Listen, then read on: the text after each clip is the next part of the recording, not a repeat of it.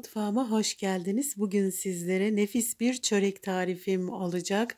Haşhaşlı çörek tarifi yaptım arkadaşlar. İnanılmaz derecede lezzetli ve bir o kadar kolay olan bu tarifimi denemenizi tavsiye ediyorum.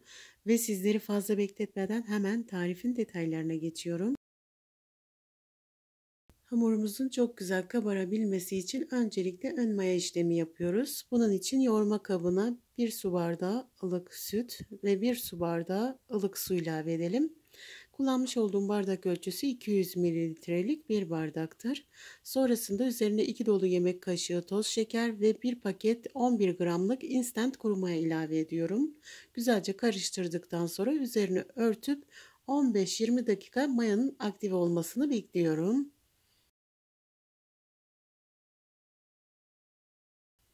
Evet arkadaşlar, gördüğünüz gibi mayam çok güzel bir şekilde aktive olmuş, kabarmış. Şimdi üzerine 1 çay bardağı sıvı yağ ekliyorum.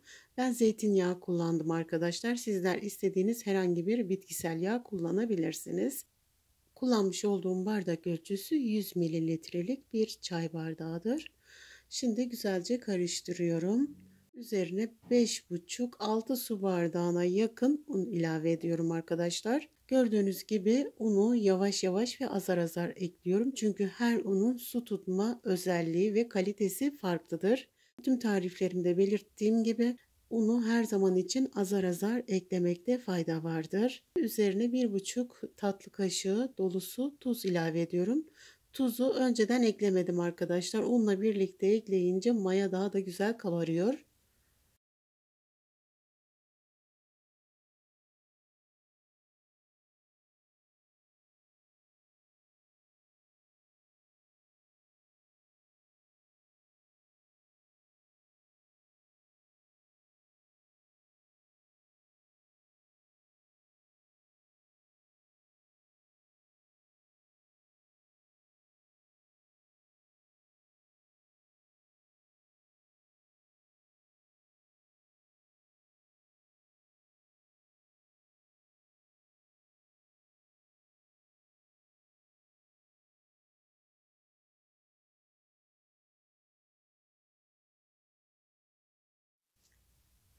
Bakın arkadaşlar, 6 su bardağı undan bu kadar kaldı.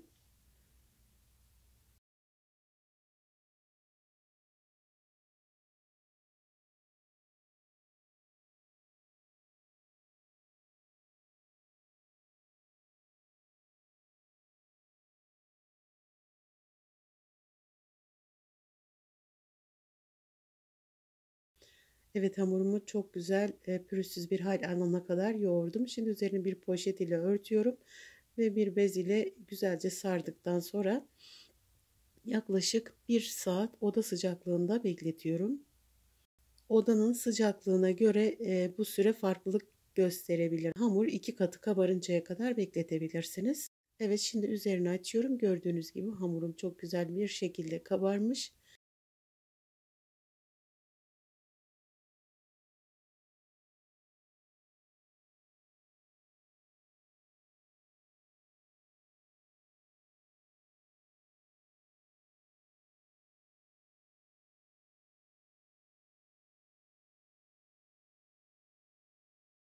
Şimdi tezgahın üzerine alıyorum.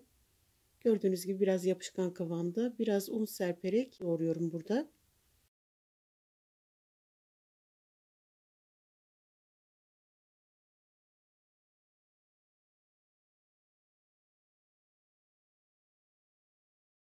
Şimdi hamuru 4 eşit parçaya bölüp elimde yuvarlayıp beze yapıyorum.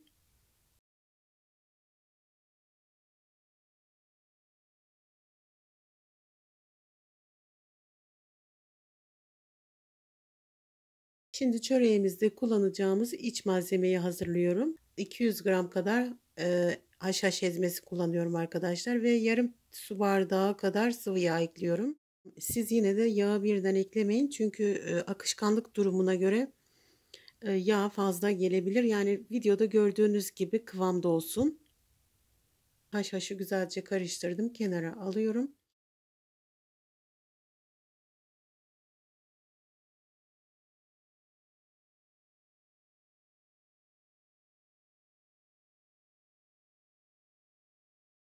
Bir adet bezeyi tezgahın üzerine alıyorum. Üzerine hafif unladıktan sonra kare formunda olacak şekilde, çok aşırı ince olmayacak biçimde merdane yardımıyla açıyorum. Sizler oklavada kullanabilirsiniz. Benim çalıştığım alan dar olduğu için oklava kullanamıyorum ve rahat hareket edemiyorum. Hamurumu çok güzel açtım. Şimdi haşhaştan 3-4 yemek kaşığı kadar sürüyorum. Kenar kısımlarına çok fazla getirmemeye çalışın arkadaşlar. Sararken taşıyor çünkü.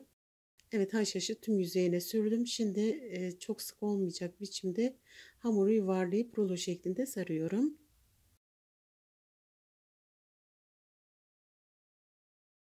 Evet, sarma işlemini bitirdim. Şimdi bıçak yardımıyla hamuru 2-3 parmak genişliğinde parçalara bölüyorum. Ve çok az yağlamış olduğum tepsiye diziyorum. Ben burada cam bir tepsi kullandım arkadaşlar. Sizler bu boyutta bir fırın tepsisi de kullanabilirsiniz. Hamurları çok fazla bitiştirmeyin arkadaşlar. Çünkü daha sonra mayalanacakları için çok fazla birbirlerine yapışıyorlar. Arkadaşlar, videomu buraya kadar izlediyseniz küçük bir yorum ve beğeni bırakırsanız çok sevinirim. Ve videomu sevdiklerinizle paylaşabilirsiniz.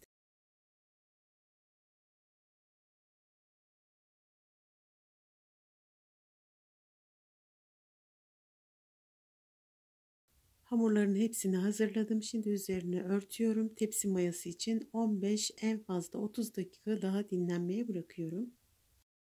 Şimdi bir yemek kaşığı dolusu yoğurt ve bir yemek kaşığı sıvı yağını karıştırıp fırça yardımıyla üzerlerine sürüyorum. Sizler yumurta kullanabilirsiniz. Yani yumurta sarısı sürebilirsiniz. Ben kokusunu sevmediğim için bu şekilde yapıyorum. Bu şekilde de çok güzel kızarıyor. Evet, hamurumuzu hazırladık. Şimdi pişirmeye gönderiyoruz. 180 dereceli önceden ısıtılmış fırına veriyoruz ve yaklaşık 45 dakika kadar altı üstü kızarıncaya kadar pişiriyoruz. Sizler kendi fırınınızın durumuna göre ayarlayabilirsiniz. Evet arkadaşlar, çöreğimiz çok güzel bir şekilde pişmiş. Gördüğünüz gibi. Şimdi doku testine geçiyorum.